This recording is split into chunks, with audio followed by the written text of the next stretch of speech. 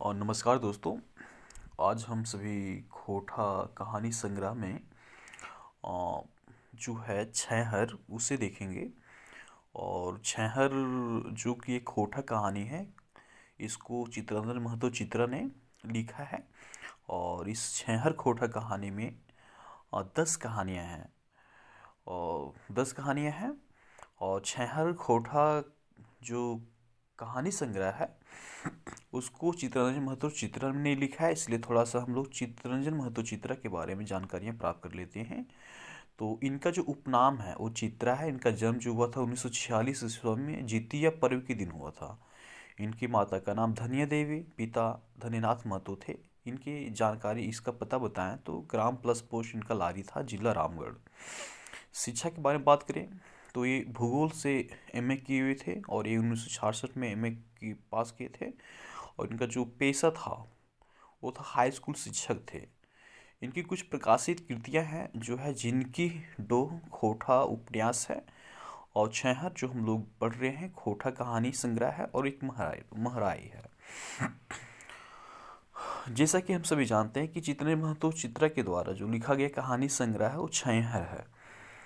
और इस छहर कहानी में 10 कहानियां संलग्न किया गया, जिसका पहला कहानी है छहर, दूसरा है बोनिकलोर, तीसरा है हम कैसे जियब, चौथा है बोबा एगो कहानी कही दे, और पांचवा है गुरु जी के फिकिर, और छठा है समय कटवा ताश खेलवा खेला, सातवां है सांस्कृतिक झगड़ा, आठ है चोर डाकू आर लुटेरा, और नौवां है नवा जमींदार, और 10वां है देवता के खाए गिला डाकिन।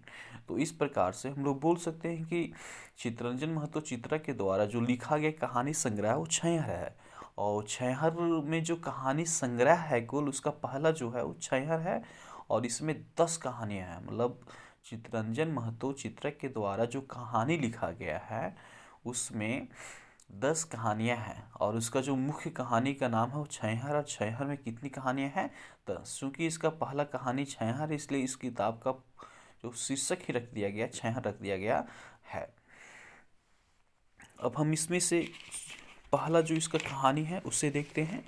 तो हमने इसे शॉर्टकट में लिखने की कोशिश किया है। तो छहर में जो मुख्य पात्र की भूमिका निभा रहे हैं वो रोहन और मोहन हैं।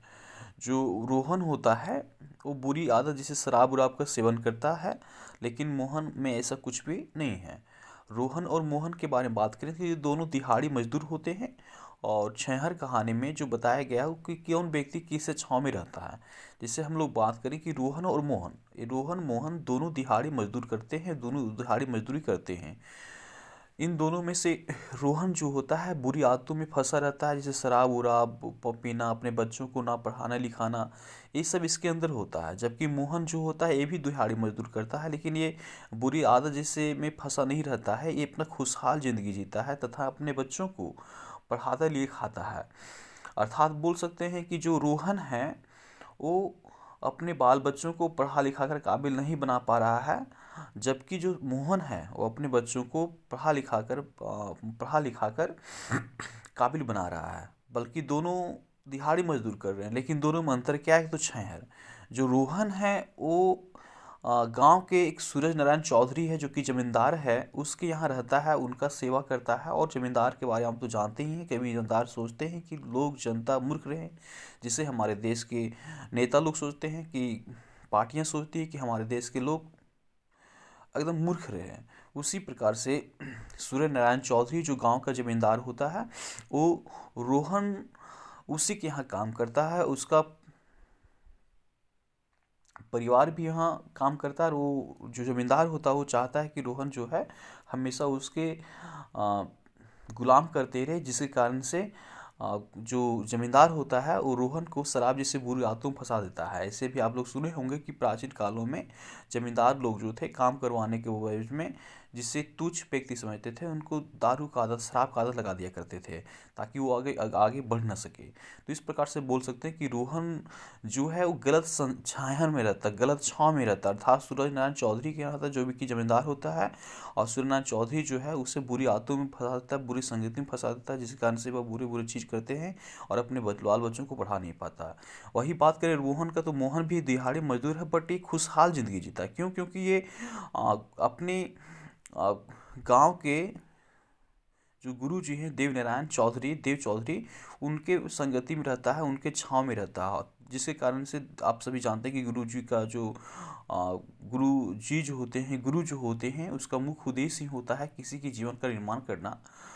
तो उसी प्रकार से जो देवेंद्रनाथ चौधरी हैं वो मोहन के जीवन का निर्माण करते हैं, अर्थात ये भी दिहाड़ी मजदूर करता है, लेकिन इनके छहर में रह के, गुरु जी के छहर में रह करके मोहन जो होता है अपने बाल बच्चों को पढ़ाता है, अपना खुशहाल जिंदगी जीता है और गलत आदतों से दूर रहता है। मतलब हम लोग इस कहानी में एक ही चीज़ देख सकते हैं कि छहर कहानी में संगति का प्रभाव दिखाया गया है। जैसे छहर में रहोगे वैसी ही बुद्धि मिलेगी, अर्थात इस जो जैसा संगति में रहेगा वैसा ही उसको प्रभाव मिलेगा। अर्थात कहने का मतलब यही हुआ कि हम लोग जैसे लोगों के साथ रहेंगे वैसे ही सीखेंगे। अब इसका हम ऑब्जेक्टिव देखते हैं। दिया है वस्तुनिष्ठ प्रश्न, छहर कहानी के मुख्य पात्र के नाम के। तो आप सभी जानते हैं कि छहर कहानी के जो मुख्य पात्र हैं रोहन और मोहन है। जो रोहन जो है वो भी दिहाड़ी मजदूर है, मोहन वो भी दिहाड़ी मजदूर है। रोहन जो होता है जमींदार के प्रभाव में रहता है, जिसके कारण से उससे बुरी आदतों का आदत हो जाता है, लेकिन मोहन जो है वो सही जगहों पे रहता है, जिस कारण से वो एक सही बन पाता है। देवा चौधरी कौन कहे पानी है, तो आप सभी जानते हैं कि देवनारायण जो देवा चौधरी हैं वो छहर कहानी के पात्र है।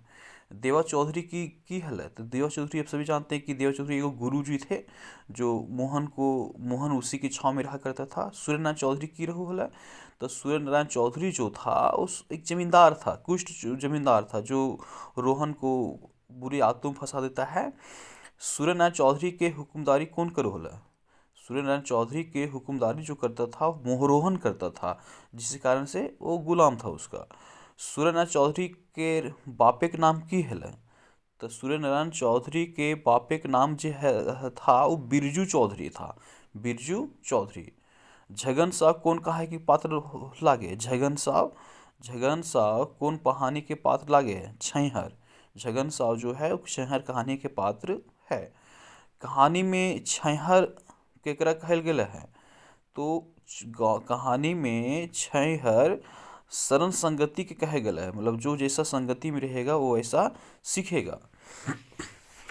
मोहन कैसन आदमी रहे, तो मोहन जो था वो एक आदर्शवादी समझदार व्यक्ति था, क्योंकि ये वहाँ के गुरुजी देवनारायण के संपर्क में था, उसके छाया में था। झगन साव मोहन से चोप घुसकाक दाम कहे ना लिए खोजो हल। झगन साव मोहन से चोप घुसका के दाम को ना लिए खोजो हल, तो मोहन के अपन चंगुल में फंसावे खातिर ताड़ी वाला से मोहन की पियो हल, तो ताड़ी वाला से मोहन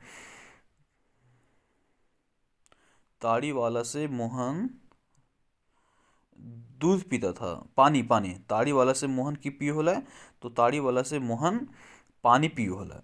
रोहन ताड़ी वाला से कई गिलास पानी ताड़ी पियो होला, रोहन ताड़ी वाला से कई गिलास ताड़ी पियो होला, तो 2 गिलास ताड़ी नहीं होना चाहिए, एक्चुअली पानी होना चाहिए। ताड़ी वाला से मोहन की पियो होला तो पानी पी रहा था।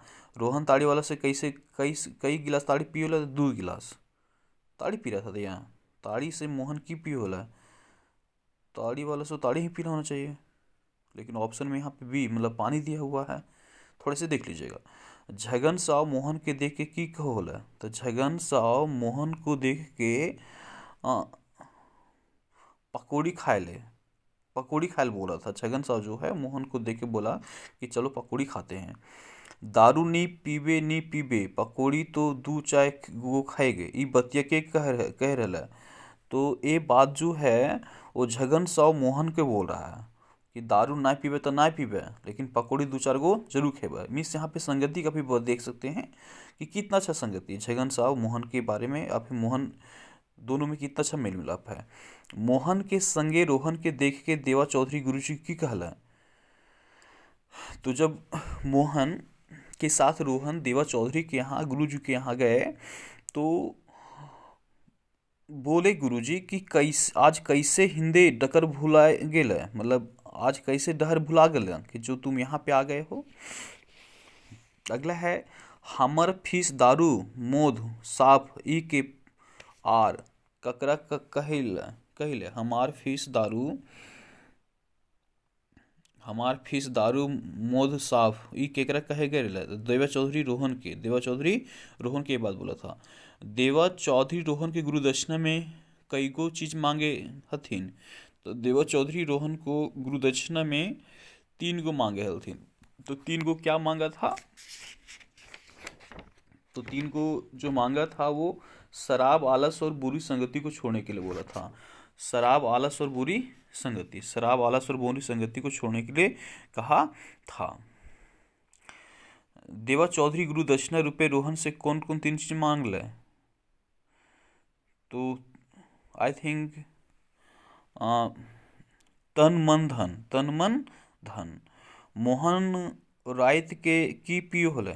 तो दूध पीता है। जो मोहन है रात के दूध पियो होले। देवा चौधरी रोहन के कौन छाव से बचा के सीख देव हैं?